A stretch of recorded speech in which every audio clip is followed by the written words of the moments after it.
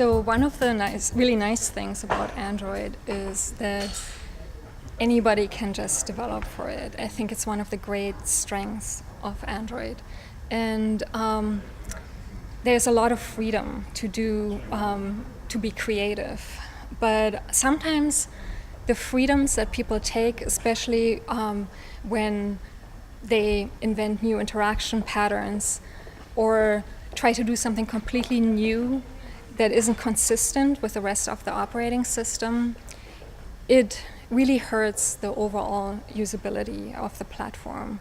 Because when people go from app to app and they move around on their phone, if they have to relearn those things over and over again, even if they may be better for that particular instance, it may be a better solution, but it's something new that they have to learn or remind themselves to do different each time.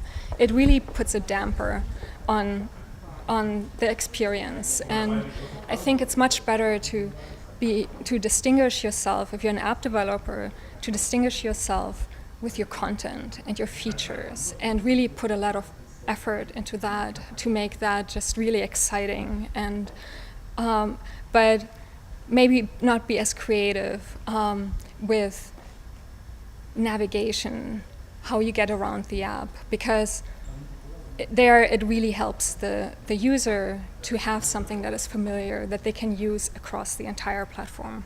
One really nice thing about the principles is that they're a beginning of a conversation about what the goals of your product are.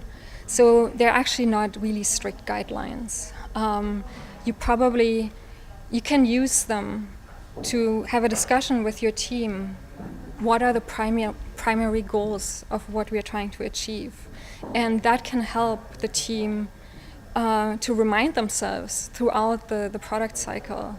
It's like, oh, yeah, we're making this decision because, our primary goal was actually to have this magical, delightful experience. We wanted to focus on the enchant me part of the vision.